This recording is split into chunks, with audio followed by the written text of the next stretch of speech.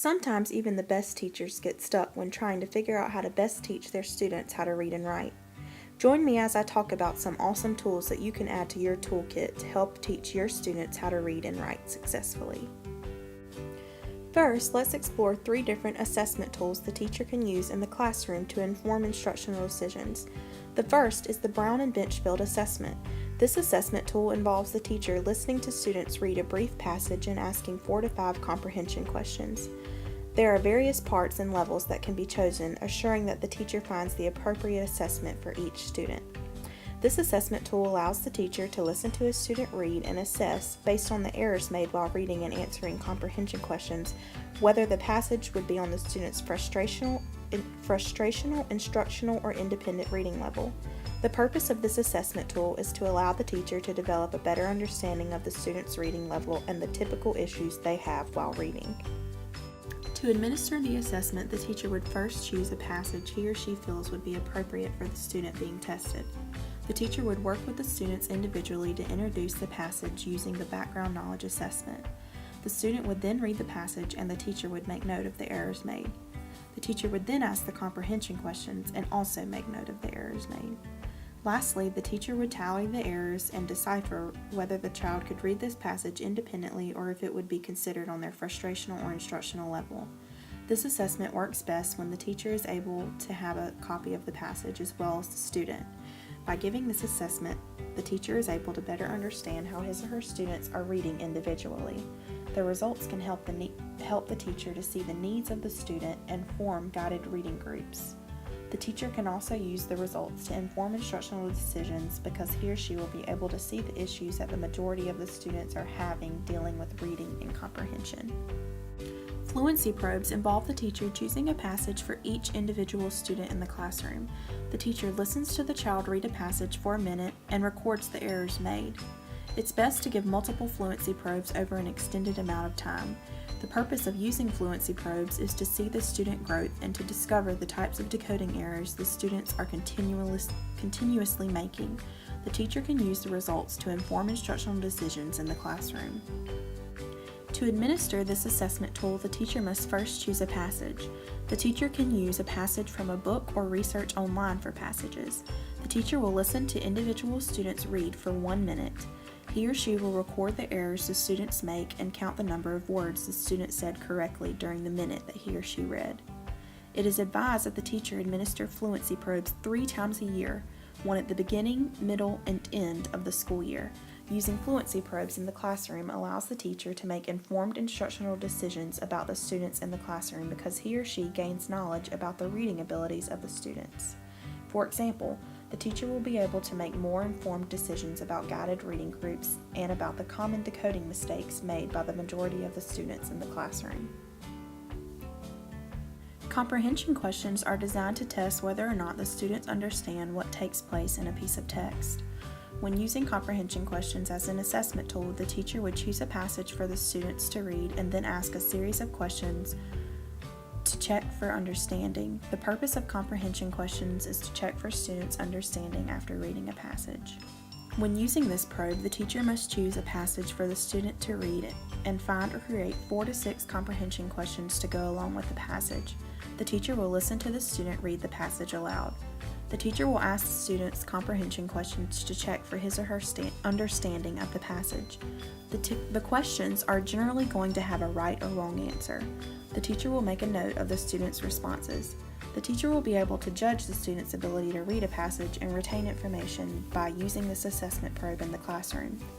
The teacher will be able to implement strategies based on the results of the test to help the students better comprehend what they read in the classroom.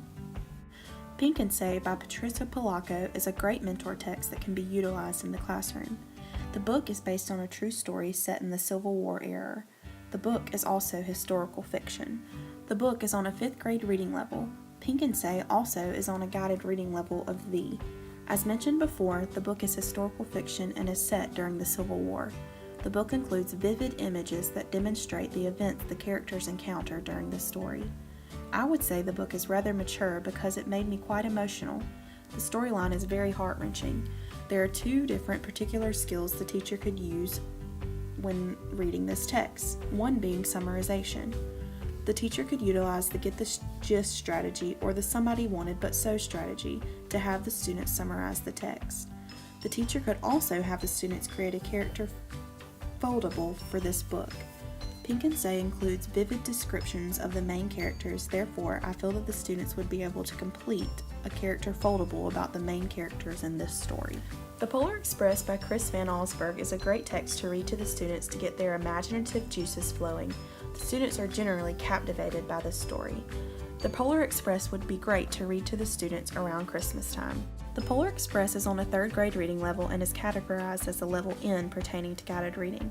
As mentioned, the Polar Express incorporates Christmas and the excitement of Santa and allows children to use their imagination. The teacher could easily implement strategies pertaining to making connections and summarization with this book. When working with my student at Veritas, she completed the Somebody Wanted But So strategy after reading this book. Beezus and Ramona by Beverly Cleary is a classic chapter book for children. I remember reading it as a child. This book is easily relatable and quite humorous and seems to be of interest to many elementary age children. This book is on a 4th grade reading level and is categorized as a level O for guided reading. Beezus and Ramona is generally a book in which students are easily able to connect to their lives. The story is humorous and enjoyable for children. The teacher could definitely provide instruction on making connections or inferencing when reading this book because the book is extremely realistic and relatable for children. Somebody Wanted But So helps the students to better understand the skill of summarizing. The students will typically read a story and then use this strategy to help them summarize the book they read. Summarizing is a difficult task. Using this strategy will help the students to discover the important ideas within the story to create an effective summary.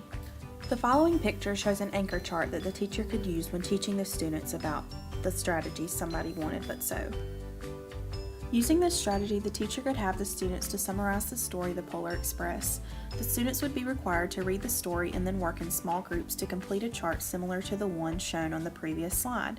The students in the class would be given a certain amount of time to complete the strategy and then would share with the class. This strategy helps the students to better understand summarizing. The students are responsible for reading a story and then completing the questions who, what, when, where, why, and how about the story they've read. After answering these questions, the students are asked to provide the gist of the story in 20 words or less. This strategy challenges the students to determine the important ideas in the story and sum them up in a limited number of words. Here's an example of the template the teacher could use when teaching the students the strategy, Get the Gist. Using this strategy, the teacher could have the students summarize a chapter from Old Yeller. The teacher can decide the most effective way to allow the students to work. I prefer small groups. I would have my students complete the Get the Gist strategy on a poster in small groups and then share with the class. Character foldables allow the students to develop a better understanding of the roles the main characters play within the story. The students will demonstrate an understanding of the main characters and what they accomplished in the story by completing a character foldable. Many times, students don't stop to think about the characters in the story. This strategy allows the students to better develop the characters within a story, therefore mastering the skills of characterization. This is an example of a character foldable. By lifting up the flaps, one can see information pertaining to the corresponding character underneath. Using this strategy, the students could develop a character foldable for the main characters in the book Pink and Say. One can see an example made on the previous slide. The students would be expected to write the characters' names and then put their characteristics of each character under their corresponding flap. The students might list the role of the characters, their appearance, and what happens to each character in the end of the story.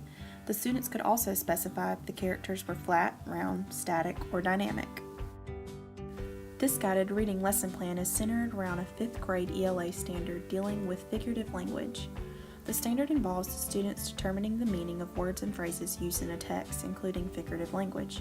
To teach this guided reading mini lesson, the teacher will use excerpts from the book Pink and Say by Patricia Polacco to show examples of figurative language. The students will read the excerpts and later determine the meaning of the figurative language used in them. When forming guided reading groups, the teacher will consider the students' reading levels and information attained from the assessment tools used to measure the students' abilities regarding fluency, comprehension, and decoding.